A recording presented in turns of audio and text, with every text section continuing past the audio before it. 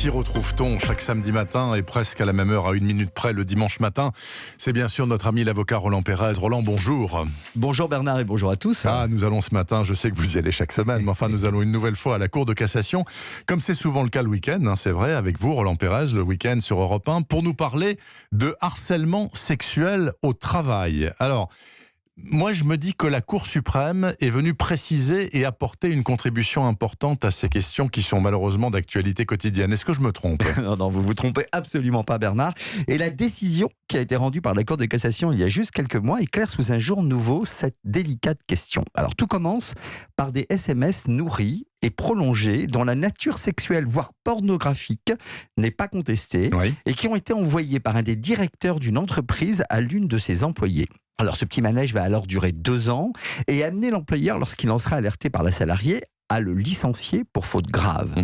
Le motif retenu est évidemment le harcèlement sexuel exercé sur la salariée, démontré par les messages reçus sur le téléphone de l'employé. Qu'elle avait gardé, bien évidemment. Évidemment, il faut rappeler que l'employeur doit, selon le Code du travail, protéger ses salariés au nom de la sacro-sainte obligation de sécurité, aussi bien morale que physique. Alors, le directeur en question a été limogé. Il a bien sûr contesté son licenciement, d'où l'intervention en bout de chaîne, après appel, etc., de la Cour de cassation. Absolument. Ce qui a amené les magistrats de la Cour de cassation de dire que le harcèlement sexuel d'un salarié à l'encontre d'un collègue n'existe véritablement que si la victime n'a pas eu de son côté un comportement équivoque, familier, voire de séduction à l'égard du prétendu harceleur. Et c'est là qu'on entre dans le domaine du flou artistique total.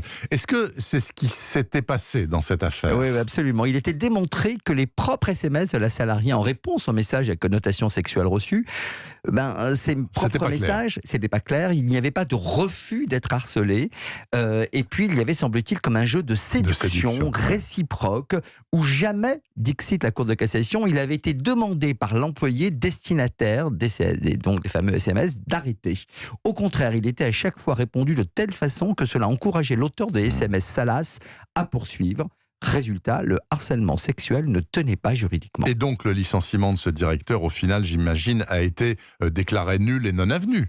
Eh bien non, car la subtilité de la décision rendue veut que si le harcèlement sexuel n'ait pas été retenu, pour autant, le comportement du directeur en question était critiquable car il occupait un poste à responsabilité et alors que la salariée qui se plaignait du harcèlement était sous ses ordres, une telle attitude lui avait fait perdre toute autorité et crédibilité et donc le licenciement restait fondé même si la faute grave n'était pas retenue. Et cette nuance a eu son importance? Eh bien oui, comme on n'a pas été retenu la faute grave, le salarié licencié a pu à minima recevoir le paiement de son préavis et des indemnités de licenciement dont il avait été privé. Le droit et ses nuances, c'est tout à fait passionnant. D'ailleurs, vous le prouvez chaque samedi matin et chaque dimanche matin, Roland Pérez.